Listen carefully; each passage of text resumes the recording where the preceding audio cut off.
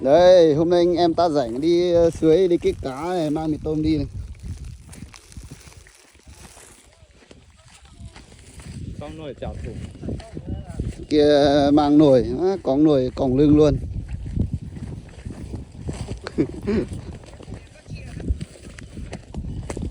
Đi suối phải mang cả nồi to đi, cóng nước. Và hãy giờ xem phần 2. Suối còn xa lắm, suối Đắk Lâu không phải đơn giản đâu.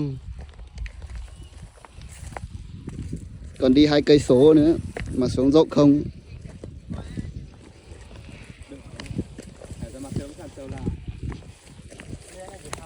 Giờ đi phát cỏ, đi xong phát đốt xong giờ xịt à? Mẹ luôn.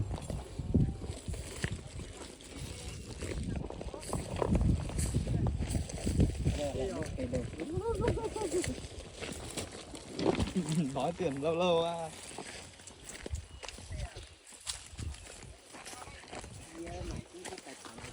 Đi 3 tên 4 tên đây. Hai. Thằng này mang kích này. Kích cá đấy. Giờ hiện tại chắc là tầm 35 độ C.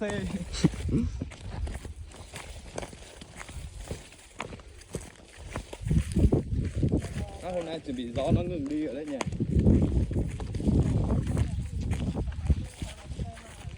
Nóng khủng khiếp. 38 độ.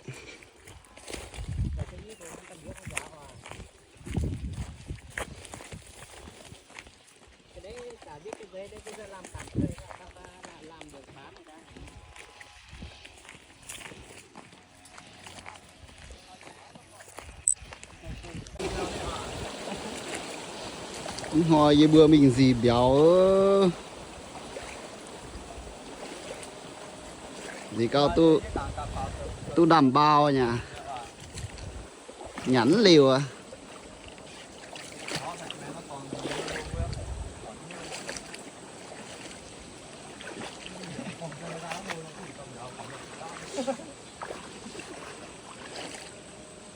Dựa cào về phê cho đồ vườn sẽ cho nữa liều. Cho béo luôn. Quan trọng nghe mà nhằn và mình xuông mùi. Tiêu cái khăn sang tôi nhà. Tiêu phạt ra tôi nhỉ. Những cái con chán này vẫn phải là. Dạ sao ô đâu vào đọc danh bèo bẹ. Hai ơn à. Dễ anh bèo bẻ mà chi ư. Bữa giờ trời im miền tung ấy. Vâng gọi im miền hai con thịt đây. Hỏi như bữa tại pê tao. Ui, sao rồi? Lôm béo.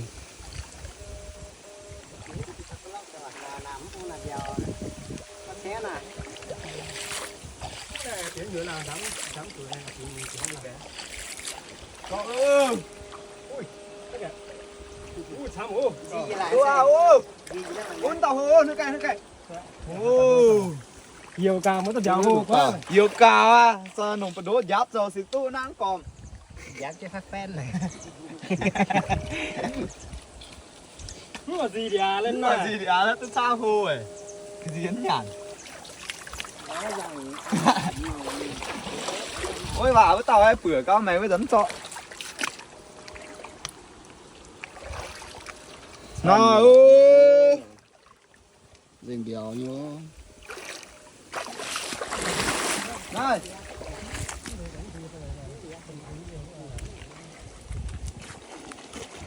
Tao danh lùm vào đủ nhẹ hôi như vậy sẽ có phải tháo.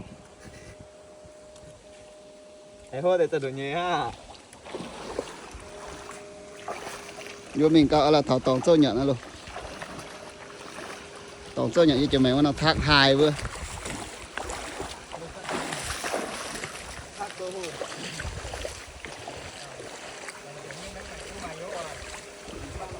Nhựa tỉnh ơ.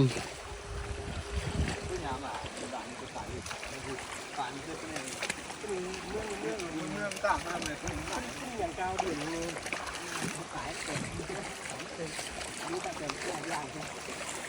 Đừng dùng to liu. Thế này nữa cả hải tưởng đó. Cả. Ôi.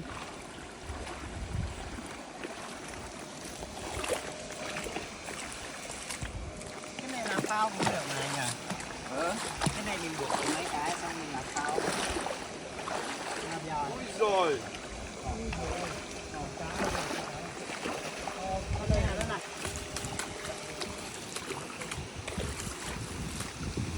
Thăm nó à.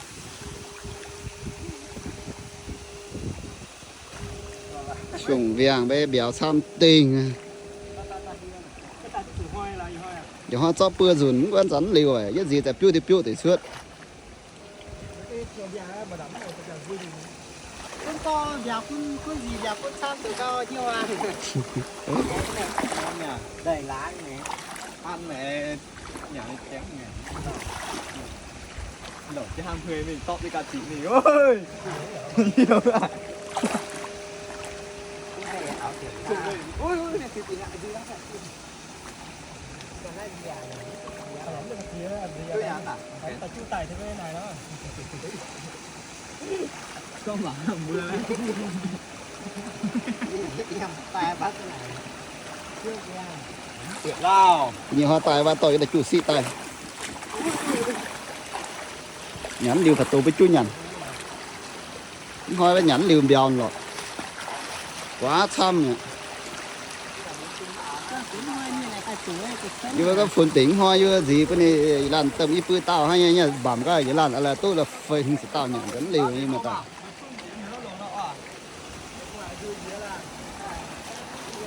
Ôi xăm của nó nàn nhạn ơi.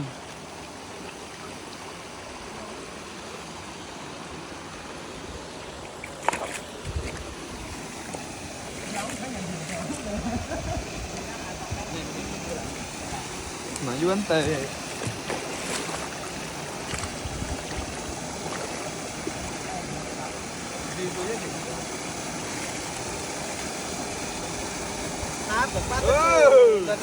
Giật tao ơi.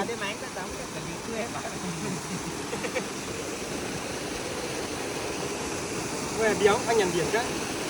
Mà lên kiểu ấy cũng phải được thành nhau. Nhưng mà lô lô mà béo kia nó. Tại xem mày huyết trên biển hai tại. Ở chứ đang đó tao bạch khám nhủ. Nào Cái điện thoại đấy. ôi làm giò lên trên đó ơi. Béo cắt trong con chưa à? Giò ăn khó chưa lắm quyền đấy. Cái mấy này cùng ngoài mấy tơ điện thoại đấy. Dân tư chứ bạn đi nó hình luôn đó đây Này cái tóc set này sơ. Đây này. Tài à? Quyền cái tao nó tao này hôi như uống chứ sao đau nhỉ? Đồn bán ăn kiên nhà pet rồi.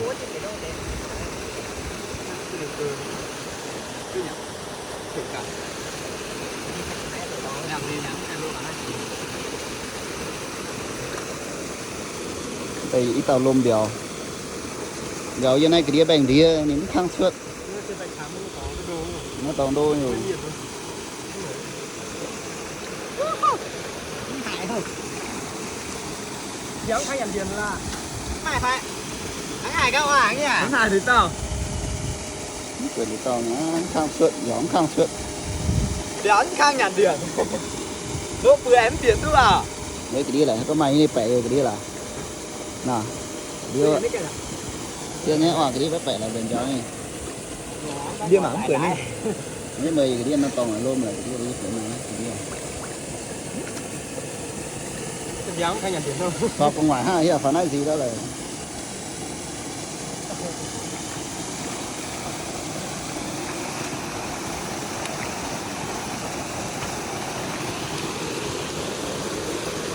Nó bệnh. Nghe không?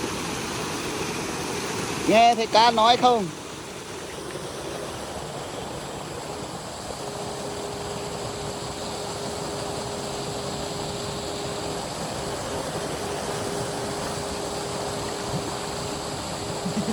Phải cái lông đã tôi đủ tao nát kia béo phải. Chính thanh nhận điểm rất là béo à. này được vừa thử thác hai bữa bữa đi xuống vàng với rồi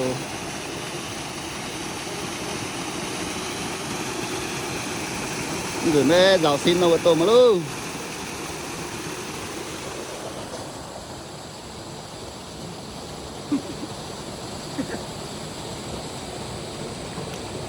nhang bèo lá nhang này có cái này có kỹ khóa hương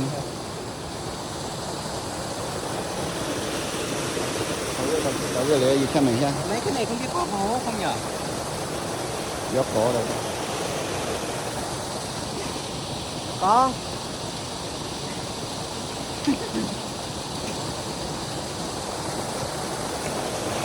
nó nào luôn cho tàu bèo trồng hia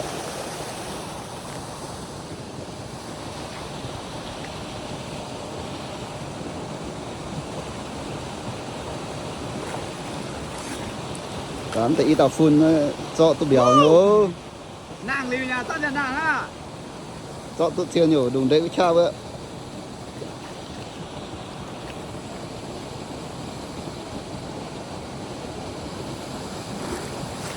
Chính ơi người ta gì bán nó khuất hả ôi anh chỉ sơ là chỉ thương sao mày quái mình luôn gì mình nó sao cái đấy cả đủ mà nó còn nó khuất đấy giờ phám mày à tài à nó giống nó còn khuất à tài nhé cái tài à đủ mà xây nhà được cái bực thế rồi ở ngay cái chỗ này như là trong ấy giờ nàng cái liều ạ này cho béo ư giờ nàng đi ở dưới lúc nó tỏ nàng nhé là đùng đích lại ư nhưng mà nhiều thật đấy ở là tỏ cha tôi xăm ở nhớ trên là nhau thành nhớ giờ bắt tức tranh nhớ như tao chơi này cái đếch như nhà mình mới thọ trên này yang những cái gì ạ tôi bị gì đó nhắn là phải chạy phụ nha bên này ha nó mà dưới dưới tàu dưới tay sao mày nhát như thế mèo dừa ra cái biêu vào hả này tao hù là xịn à rồi cái đĩa mà tàu bốc về ba là chúng tao à nè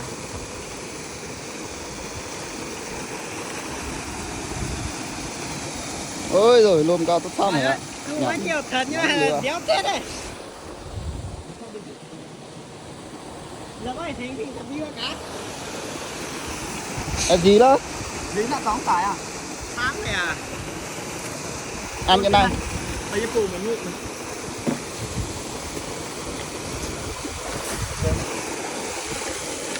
nêm nếu nó chậm khả năng nhiều thì bây giờ sẽ can nan như từ biển giờ sang bá lý can nan nó cái đã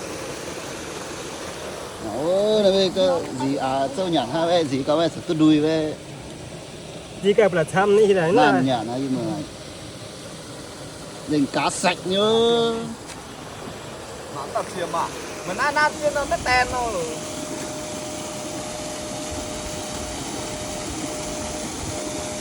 nhà béo luôn đủ 300 nhiệt tây với 8 cào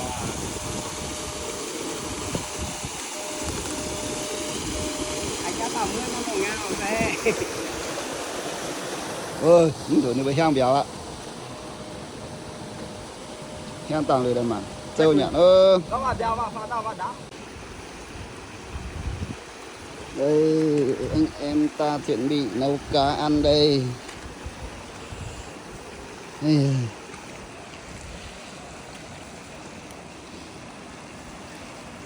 bị nấu này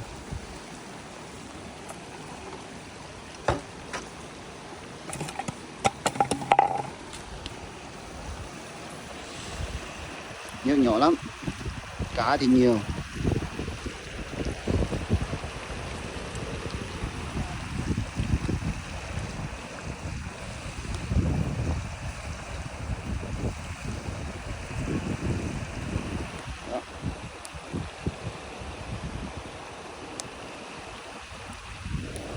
còn ba người đang mổ cá dưới chưa xong luôn